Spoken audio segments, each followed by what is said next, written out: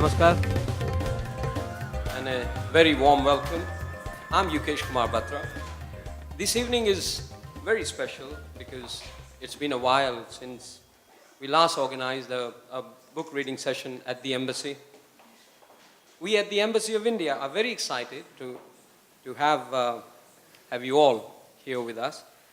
Under our Reading India series of programs, we bring you an evening of book reading by Sandhya Menon, New York Times best-selling author of When Dimple Met Rishi. Thank you, Sandhya. And the hugely expected From Twinkle with Love.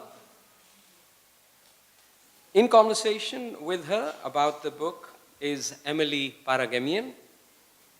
She is the program coordinator of the Georgetown University India Initiative, a university-wide program that works to strengthen research, teaching and outreach on India and its role in world affairs. She received her bachelor's degree from Georgetown University's School of Foreign Service in 2016, where she studied international politics and Arabic. At the end of the conversation, Sandhya and Emily we will invite the guests to join the conversation with your questions and comments addressed to the author. I now invite Sandhya and Emily kindly to take the seats at the dais and begin this evening. My humble request to you all, please keep your mobile phones in silent mode during the program so that the program is not disrupted. Thank you. We are honored to have Honorable Ambassador of India here in the program. Thank you, everyone. Well, thank you all for being here this evening. It's great to see such a warm and welcoming crowd. Before we begin our discussion and then open things up for questions, I invite Sandhya to read a few passages from her book. Thanks, Emily. So I have two passages I've chosen. They're kind of different in tone. The first one I'll read is kind of the lighter one, and it's, if any of you have read the book, it's a romantic comedy, and it's about two Indian American teens who they're done with high school, and their parents really want them to, in the future, have an arranged marriage, and so they're kind of trying to put them together. So the girl, Dimple, is very much a career-minded, ambitious woman, and she wants nothing to do with love or marriage or anything, which is, her mom just hates that. You know, her mom really wants her to be more traditional and follow in her footsteps. And then we have Rishi, who is very traditional. He totally believes in the power of arranged marriage, and he wants what his parents have. So he is completely for it. So Dimple's parents, being a little bit, mischievous, don't tell her that that's what they want her to do. So they send her to this big coding convention that she really wants to go to. But they send her because Rishi's going to be there, and she doesn't know that. And then Rishi goes there thinking that Dimple knows about the arrangement and, is just as excited as he is. So the passage that I'm going to read is their first meeting, which doesn't go well because, of course, Dimple doesn't even know who he is, and he thinks, she's completely on board. So this is right when Dimple gets to the camping or coding camp. Man, the freedom made Dimple feel almost drunk. She really did love her family so much, but being at home was starting to feel like wearing an iron corset, painful and breathless and pinchy in all the wrong places. Although she had to hand it to them, sending her here was unprecedented. Dimple didn't know what had brought on her parents' sudden change of heart about InsomniaCon, but maybe she was having more of an influence on them than she thought. Maybe they were finally beginning to realize that she was her own person, with a divergent, more modern belief system that renounced the patriarchal dynamics of their time. There was a sort of scuffling sound nearby, and Dimple opened her eyes, startled. An Indian boy about her age was gazing down at her with the weirdest, goofiest grin on his face. His straight, jet-black hair flopped on his forehead. "Hello, future wife," he said, his voice bubbling with glee. "I can't wait to get started on the rest of our lives." Dimple stared at him for the longest minute. The only word her brain was capable of producing in various tonal permutations was, "What? What?" Dimple didn't know what to think. Serial killer? Looney bin escapee? Strangely congenial mugger? Nothing made sense. So she did the only thing she could think to do in the moment. She flung her iced coffee at him and ran the other way. And so my publisher apparently liked that scene so much that they put it on the back, which I don't know if that was a good decision. So that's just a little bit about how they meet, and then it continues, and you see whether they fall in love or not. It's a romantic comedy, so you can probably imagine that they do.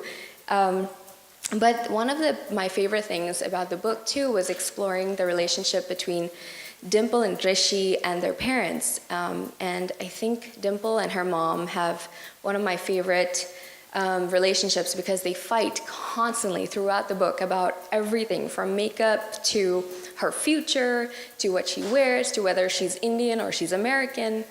And but one thing that I really wanted to convey was that it was all coming from a place of love. So Dimple and her mom have this amazing bond that Dimple doesn't always see because she just sees that my mom doesn't agree with me and she doesn't want me to do what I'm doing. But her mom really just loves Dimple and wants the best for her. So this next passage that I'm reading is kind of when it's towards the end of the book and when Dimple and her mom finally have like a heart-to-heart. And I loved writing this because I felt like it finally showed readers, if they weren't already getting it, that Dimple's mom just really loves her. And my editor told me that she cried when she read it, which makes me feel very happy as a writer, which is kind of evil. But so this is that passage. This is at the end when Dimple comes home after the coding convention, and she feels like her mom is not proud of her and is not happy with her accomplishments and wants her to be a different kind of person. Mama nodded. After a pause, she said, "Sab theek hai?" Dimple looked at her, feeling a lump in her throat. "No, everything's not all right, Mama." Mama frowned, confused. God, the woman was clueless. "Kyun? Rishi?" "It's not Rishi," Dimple snapped. Then, more calmly, she said, "It's not just Rishi. It's you too." She took a shaky breath. Your disappointment is like a cold, heavy blanket around my shoulders, Mama. You can't even look at me without showing it." Disappointment?" Mama said, leaning forward in her chair. "Hi, Ram, Dimple, I'm not disappointed in you." Dimple felt a tear drip down her cheek and wiped it away roughly. "You're right. You wish I were more like Seema Didi. Quietly get married to someone you choose, quietly have a baby, accept my path without a fight, right? You'd love that." "I would love that no more than I love this." Mama took a deep breath and adjusted her peacock blue sari. "Dimple, you are my beti. The only thing I want is your happiness. Bas aur kuch nahi." The tears were falling more quickly now. "But you sent me to Insomnia Con to fall in love with Rishi Patel. You want me to get married young and have kids, and I'm giving you none of that.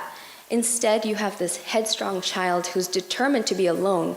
Dimple began to cry, her breath hitching, her nose plugged. "Oh, Dimple." Mama came and sat next to her on the bed, putting her arm around her. "I am not so old. I understand Aajkal 18 is very young for shadi, for marriage. I want you to have a happy home one day." She squeezed Dimple. "But only when you are ready. Beti, I am not disappointed. I am sad for what I see in your eyes, in your silence. Very deep sorrow. Tum usse pyar karti ho na? You love him, don't you?" Those words were the key to the floodgates Dimple had kept tightly shut for the past month. She turned, and burying her face in Mama's neck, like she hadn't since she was in elementary school, Dimple wept. So I love that passage because I think it shows so much that Dimple still desperately wants that bond with her mom, and it was there all along. She just couldn't see it when she hit adolescence, and it's kind of a powerful thing for me because they come back together kind of in that moment. So that's something I really wanted to show because I think with Indians and Indian Americans, it's just family is such a huge thing, and it's like so intrinsic to who we are that I just really wanted to show that in my book. So thank you all for listening.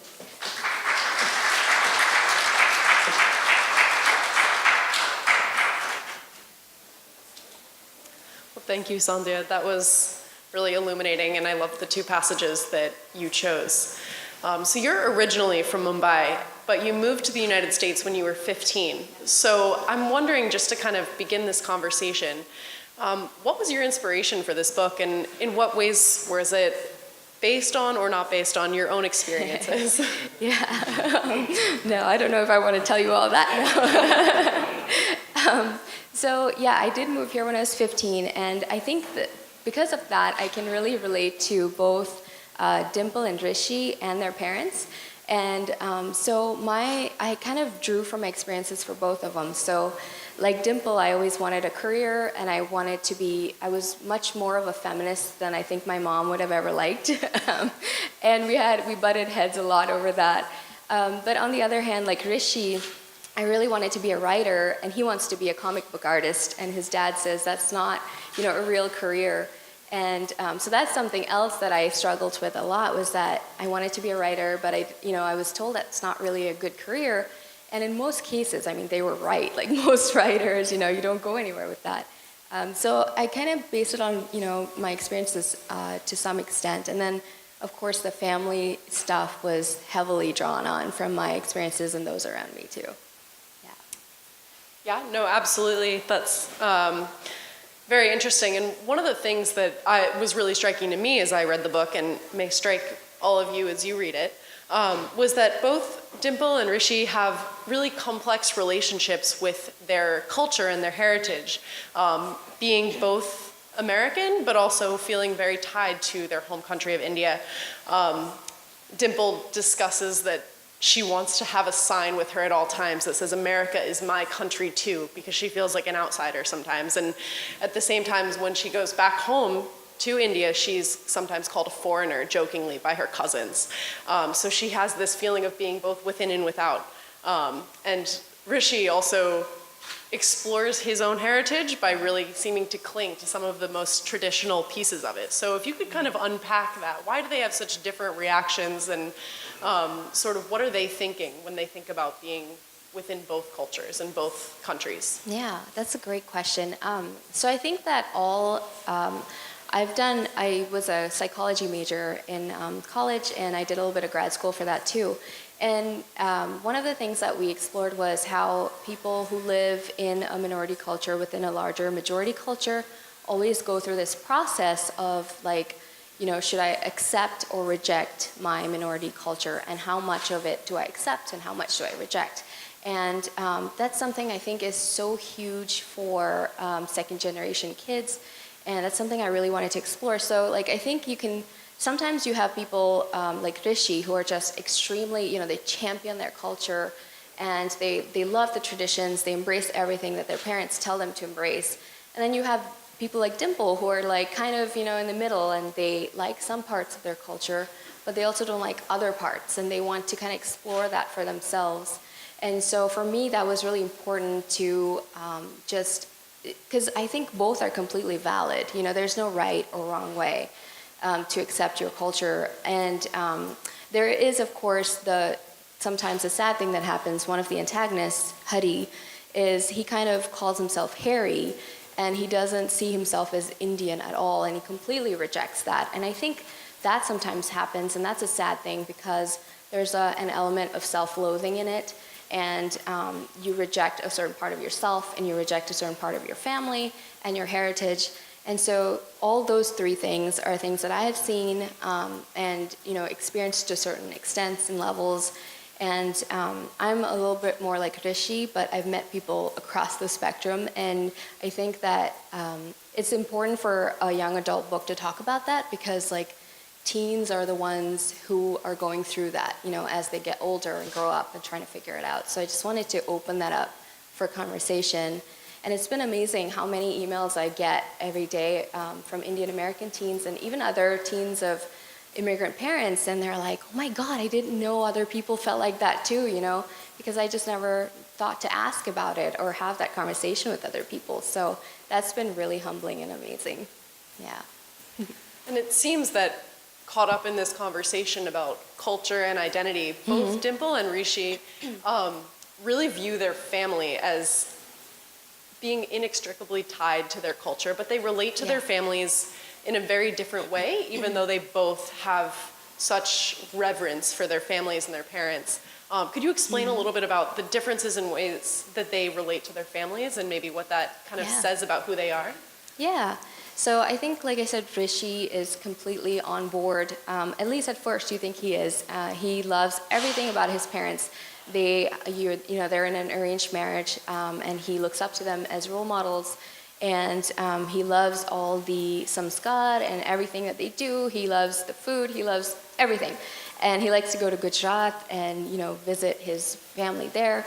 And but at the same time, there's a part of him, he's an artist, and his dad, who came from poverty, is now a very successful CEO and wants him to go and become an engineer because that's a better path for him than being an artist. And so Rishi really struggles with that because he feels like as the first son, he should be more responsible and take care of things, especially because his younger brother is kind of, a lost cause. And so it's kind of up to him. So he struggles with that a little bit, but because he respects his dad and loves his dad so much, he doesn't want to say anything about it. And then you have Dimple on the other side who is, and part of her thing is because she's a woman, she faces slightly different expectations from her parents, especially her mom, who really wants her to, have a family and be happy. But to Dimple, happiness is not necessarily coming from love or marriage or a family, but from her career and finding out what she wants to do in that aspect of her life. So, but she still loves her parents desperately. She feels that she needs a little bit more space to go figure out what she wants to do because she sees herself as more on the American side of things, and Rishi sees himself as more on the Indian side. So, yeah. One of the passages that really struck me the most when I was reading your book was another conversation that Dimple was having with her mother when she talks about her future and marriage and her career decisions, where she and her mother acknowledge both that it's usually the woman who sacrifices in marriage, in relationships, in career choices, and that seemed to really come through in who Dimple was. Can you talk a little bit about her character development and why you made her such a strong and fierce female character throughout this whole novel? Yeah, I think it's pretty common. I think the gender stereotype is that women really want to get married and men really just want their independence. And so I wanted to flip that and explore what it would be like if the woman really wanted her independence and the guy really wanted to get married. And so it was just really fun when it started. And then I realized that it was really so much more because I think as women we get a lot of messages about, and not just Indian women, but women in general, get a lot of messages about your role in life is to make other people happy, and eventually you should have a family, and you will be a mother, and if you're a mother, it's the mother who sacrifices the most for her children. So you will probably have to make allowances for that with your career. And I think a lot of girls, a lot of teenagers right now are rejecting that and saying, that's not what I want to do. I want to have my career first and not even worry about whether I'm going to get married or have family.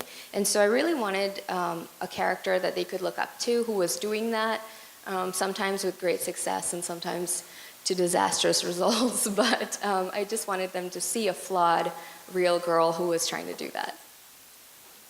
And you didn't just confront and really dismantle stereotypes with the two protagonists. It seems that was a theme that you really kind of took up in this entire book, was this idea of breaking down stereotypes. Yeah. And if you could kind of explain how you'd done that in the plot and with some of these other characters. Yeah, I think it's easy to fall into stereotypes when you start to write a story of any kind, especially when you're writing a rom-com. And when I told people I was writing an Indian-American love story, everybody was like, oh, it's going to be like Bollywood, right? And I was like, well, a little bit because I love Bollywood, but also, I want to do some different things with it. And so one of the things I really wanted to do was break stereotypes, like Emily said. And you see that with Dimple's mom. She's not what they call a tiger mom or the mom who doesn't love her kid, or is mean. Everything she does comes from a place of love. And you see Dimple, who's like this fierce feminist, and Rishi, who's this traditionalist, romantic. Also the antagonists, I have, some rich white kids who are the antagonists, but I also have Hari, who is an Indian antagonist. And, with that I was trying to say that it's not about race necessarily, but it's about how people treat you and perceive you, and even perceive themselves a lot of times. And you know, one thing that I loved was that Dimple's huge role model was a woman in the tech field, and that's another thing I tried to say was Dimple was really good at what she does, and she's a coder, and there are so few women coders right now, and so she looks up to this other successful woman who kind of takes her under her wing, because I think it's very important for girls to see themselves doing things, you know, that traditionally have been reserved for males, and then also to see themselves, see their role models as females too. Yeah, Dimple definitely seems like a girl with a lot of really big dreams, and Yeah. Rishi as well, as a boy with a lot of big dreams. And it seemed that the dreams that they had for themselves were quite different than the dreams that their parents had for themselves or for their kids. The book talked a little bit about the American dream and the Indian American dream. Yeah. And it seemed that that was maybe interpreted a little bit differently between parents and children and between first generation and second generation Indian Americans. Could you unpack that a little bit? Yeah, I think that that's something that, you know, we always have these different ideas of what we want for our kids, and then they have different ideas of what they want. And I really wanted to explore that because the American dream is not necessarily the Indian American dream. And I think the Indian American dream features, you know, your family features heavily in that. And for Dimple, she was trying to get away from that, and she didn't maybe want her family in that, but in the end she realizes, actually I do, it's, you know, it's a very huge part of who I am. And she doesn't necessarily come in the middle to meet her parents where they are, but her parents come to her a little bit and understand, like, this is what's really going to make her happy. She really doesn't want to do what we want her to do. And then for Rishi, it's a little bit similar. He wanted to do the artist thing, but he didn't see that as the Indian dream that his parents wanted him to have. They wanted him to be a successful engineer and follow in his dad's footsteps. And for him, he had to figure out what his Indian American dream was. And it was a little bit of both. So still, you know, respecting his parents and their traditions, but at the same time exploring, what do I really want from this life? So I think that's key, is just figuring out which pieces to take from your parents' dream and then which pieces to just keep for your own, you know, for yourself. Yeah. It sounds a lot like the story that you kind of explained about your own family and your own career. Yeah. Both Dimple and Rishi and some of the other characters too really undergo a lot of development and growth in this novel. Kind of switching gears and talking a little bit more about your own writing process, did you envision the growth in the way that it happened, or did they kind of grow into their own, the characters kind of spring life off the page as you were writing? I definitely wanted to have an arc for each character. You know, that's kind of, when you write a book, you have to have character arcs to make sure they're growing and learning and changing. But for me, Rishi's arc kind of just happened. It just, you know, I knew from the beginning that Dimple was going to embrace her culture more at the end, but I didn't know what Rishi's arc was going to be. And suddenly, as I was writing, he just became this like artist, and I was like, oh, so his arc is, you know, and at the time, I fooled myself into thinking that has nothing to do with me. But of course, now it's clear where the inspiration came from. And so I really loved his arc. And then I loved the arc of Dimple's mom coming to realize too, like, you know, what's going to make my daughter happy is not necessarily what I think would make her happy, and giving a little bit there.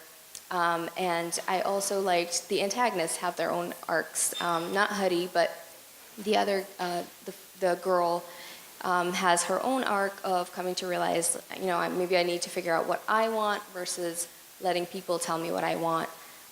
And yeah, so I did plot the arcs to a certain extent, but also characters did surprise me as I wrote, for sure. That's always very fun to hear. Yeah. My impression of this book was that it felt like a Bollywood screenplay. It just jumped out at me. I could already see it on the silver screen. Do you ever have any ambitions that could be the future of this book or any of your other publications? Oh my gosh, I would love that. And I've already told my agent, I want to play Dimple. I don't care. And, you know, maybe Siddharth Malhotra can play Rishi if he's available. I don't know. But yeah, so it's exciting, but we have retained a film agent because there has been some interest for the book to be turned possibly into a movie or a TV show, but it's very early stages, so I don't have any news to share, sadly. But hopefully soon. Fingers crossed. Yeah. Are you more of a Dimple or a Rishi? I would say for most things, I think Rishi, but when it comes to like my feminism, definitely Dimple. But maybe just not as fiery as her. It's hard to be more fiery than throwing coffee at somebody. I know, you've just I've never met. done that. Well, I don't want to spoil the book because there's, so much happening here. But I would love to open it up to you all and take questions from the audience as well. Great. Hi, I'm Seema. The selection of the characters' names, Dimple and Rishi, and I gather your first book was something to do with Twinkle. You That's have the to second tell book. me. Yeah, you have to tell me what's going on there, and Yes. the familiarity that I'm referring to. Yeah, so of course you probably know I'm a huge Bobby fan, but it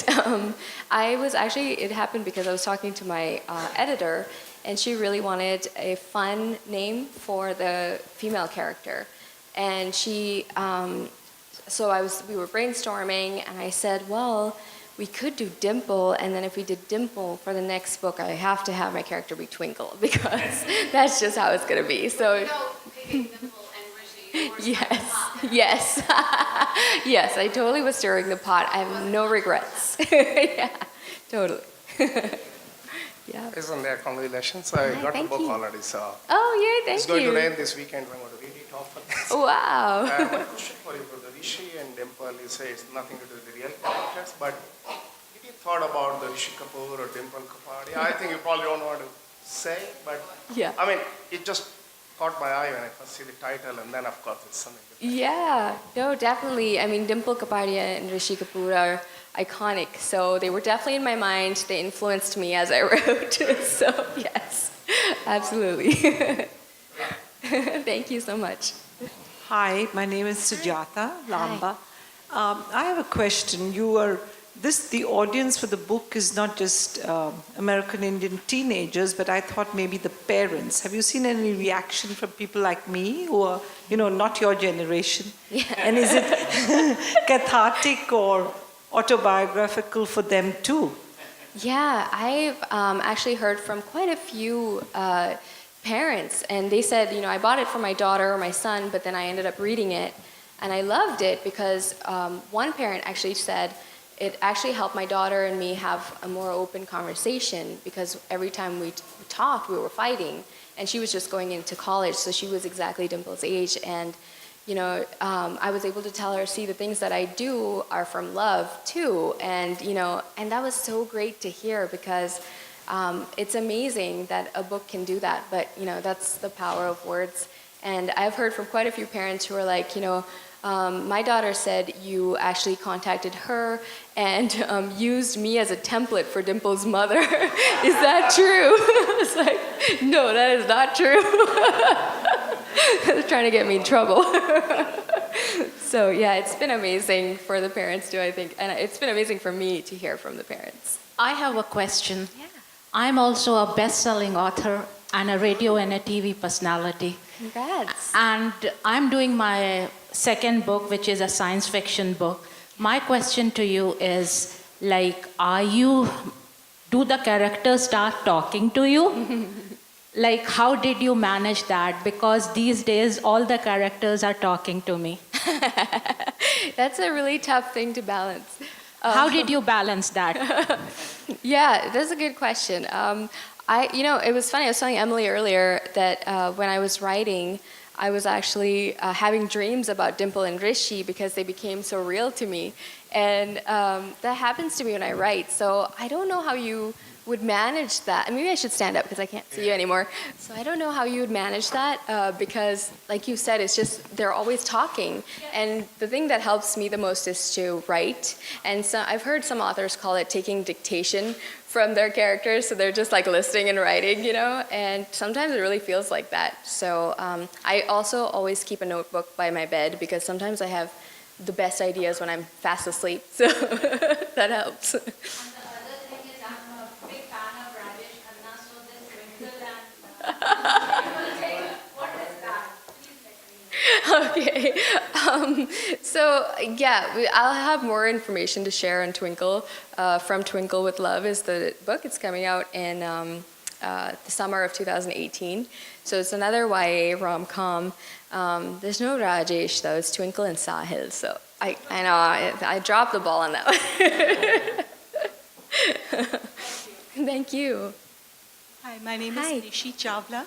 I must compliment you on your very smooth, easy, very nice, easy flowing style of speaking. And I would imagine, though I haven't gotten a chance to read your book, I'm sure it's as authentically easy flowing, so to say. Well, There's some you. sense of comfort in that.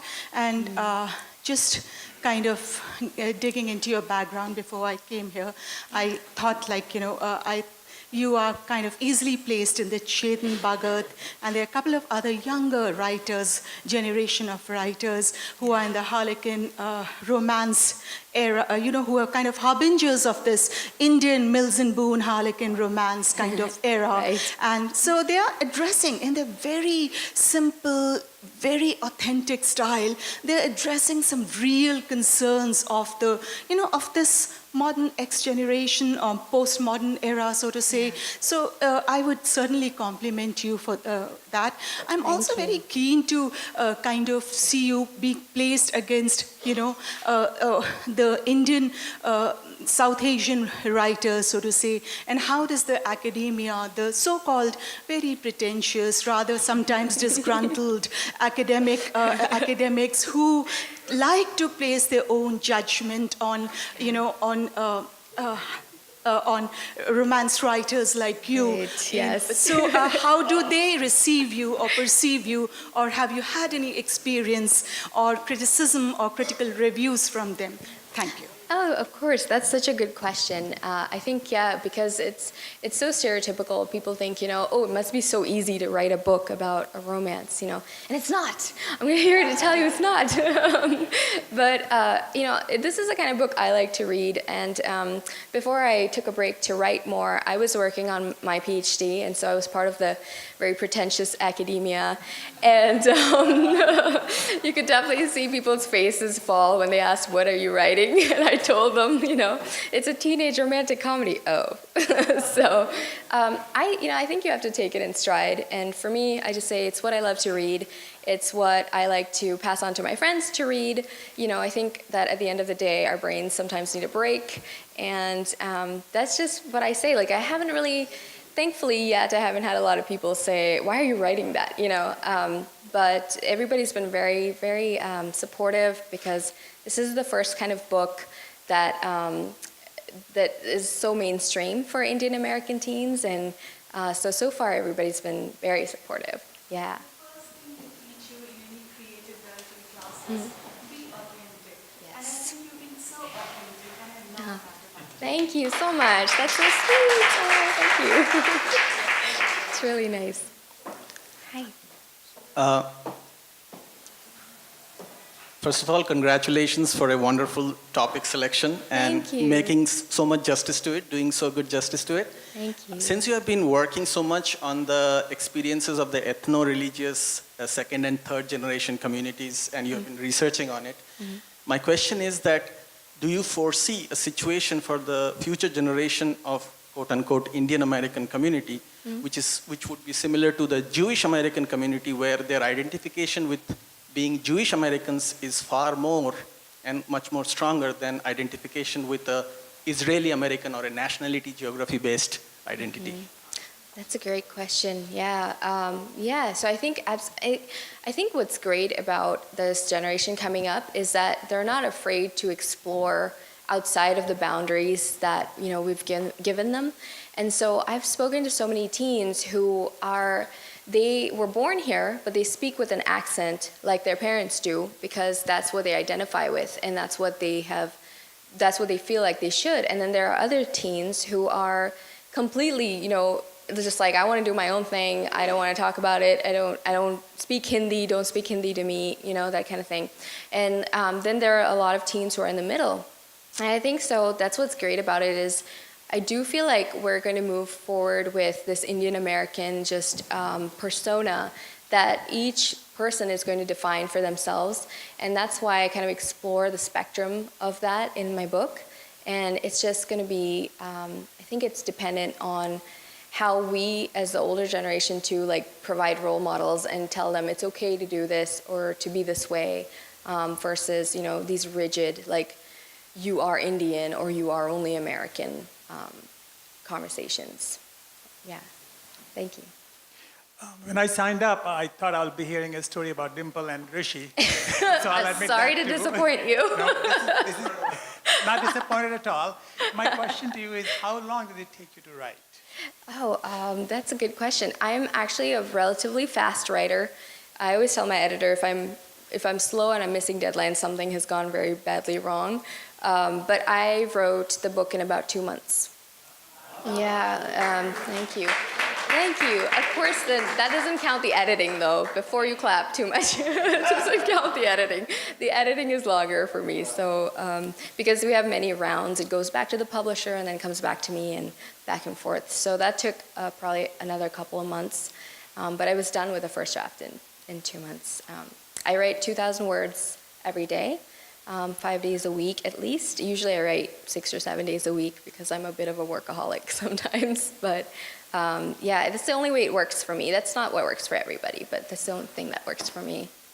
Yeah. Congratulations. Thank and you. Question is, who were your role models as writers when you were trying to become a writer, or now you become a writer? Yeah. And the second question is, what's your parents' reaction to the book?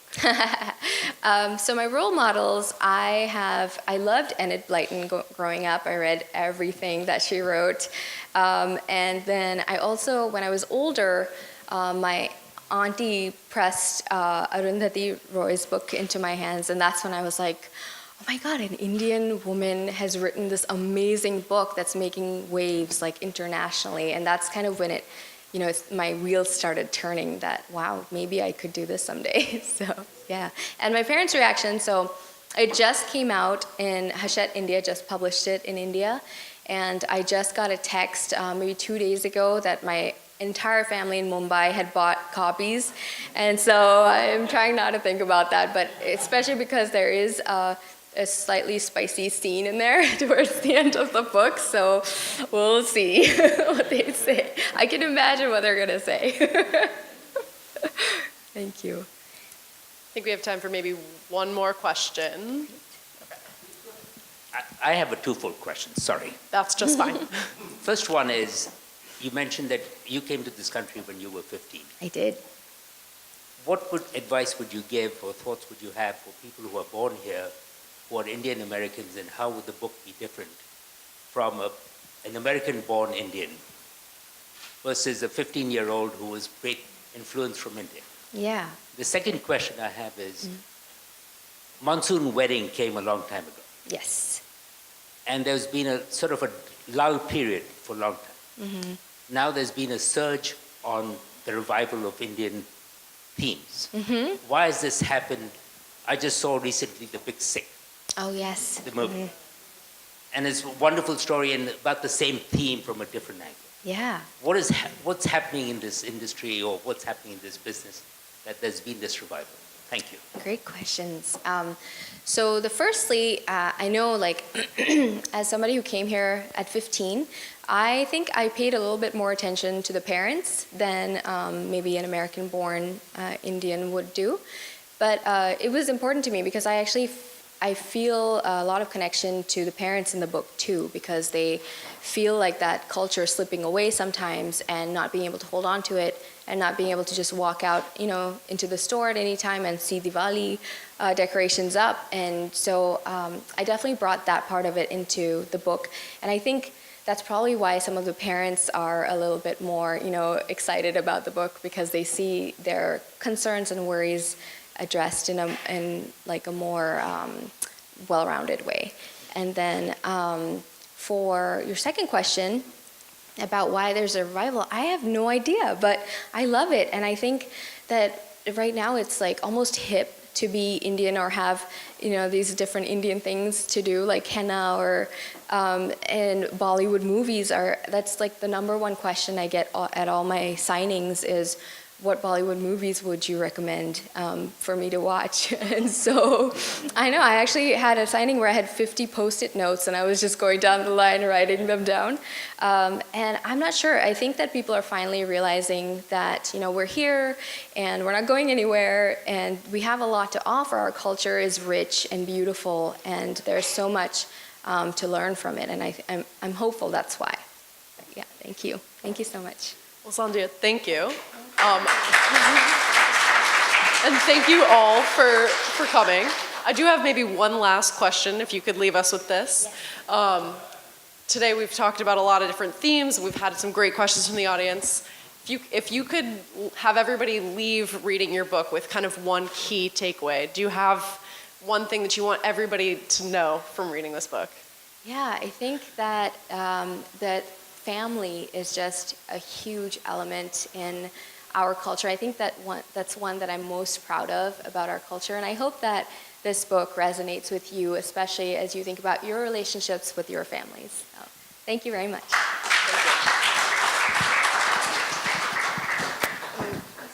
We do have a reception. If I could just, first of all, thank you so much, Sandhya, and thank you, Emily. That was a delightful conversation. I'm sure all of us will agree to that and join me in a big round of applause.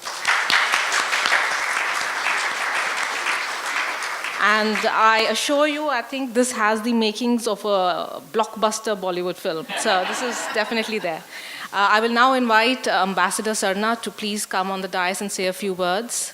Thank you.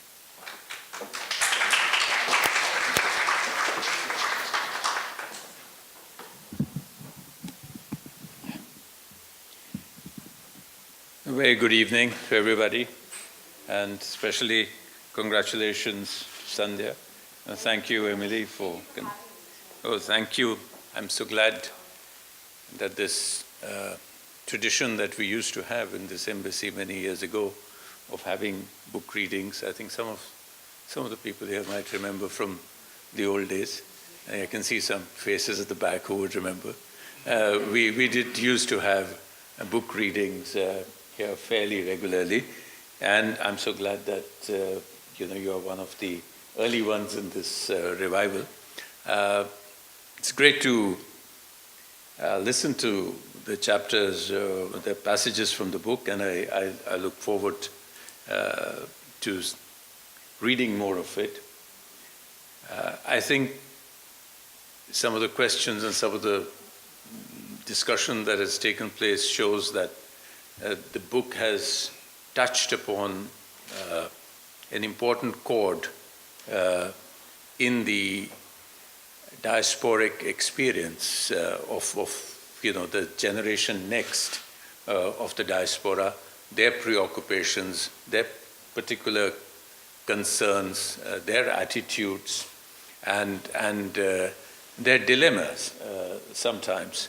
So, how traditional are you? What is traditional for the new generation which has grown up here? Does it necessarily have to be what was traditional for their parents, or are you going to set a new bench standard? And similar questions, are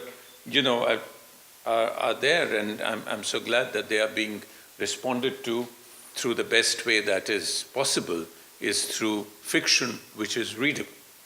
We can write large academic treatises on all this, and they are being written, and I'm not going to say anything against them because they serve their purpose.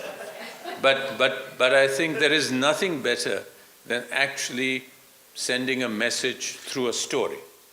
And the more readable the story, the better the message is received. I was telling Sandhya when I just met her that I probably belong to a generation which deals more with, which can make more of Rishi and Dimple than many of them. Because, we have stood in queues to get a ticket for Bobby. In 1973, as soon as I finished my senior Cambridge exam, I headed straight to a cinema hall in Dehradun to see Bobby. And typically, you had to find a way to get to the manager's office and get the tickets he had saved for somebody else. Yeah. The short point is that we managed. But on a larger note, I think it's, I feel extremely proud to be associated with young writers, people of, as we call people of Indian origin, but that sounds very strange. But in the sense that, that you are achieving a status which was really, in a way, beyond the glass ceiling a few years ago. I mean, to be on the New York bestseller list was perhaps reserved for one Salman Rushdie or one Arundhati Roy or one Amitav Ghosh. But to come up there and get in there, I know how difficult an achievement it is. I know how much blood goes into producing that book, which sounds easy to read. And I think the nicest thing, is that there is a newfound confidence in writing in English from India. It doesn't have the burden either of having to explain India, nor does it have the burden or a calling to sell the exotica of India. So if you see the earliest writings, very often, even if they did it in an understated way, you would have the selling of the exotica of India.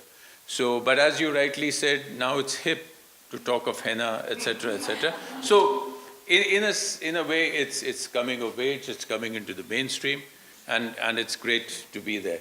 So enjoy the book, and this is the best part of a book, is when it's out there and you're there answering questions, but is that really you in the book, So, I must confess that when my first novel came out, I was just over 40, and my protagonist was a 40-year-old man whose wife leaves him, and who poor chap is drunk most of the time, and so every time I came onto the stage with my book, people used to give me these sort of sympathetic looks.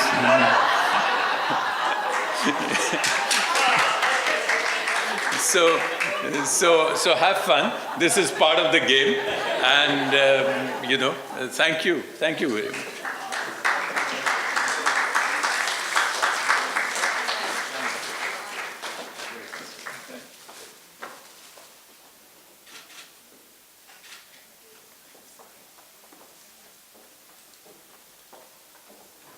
Thank you, sir. Now we have a very pleasant surprise in store for all of you. Sandhya has been kind enough to provide us copies of her books. So you can collect your copy of the book. It's in your room on the left. And you can also get it autographed by the author herself. So she's been very kind. A big round of applause. And then, of course, please join us for cocktails. That is on the left.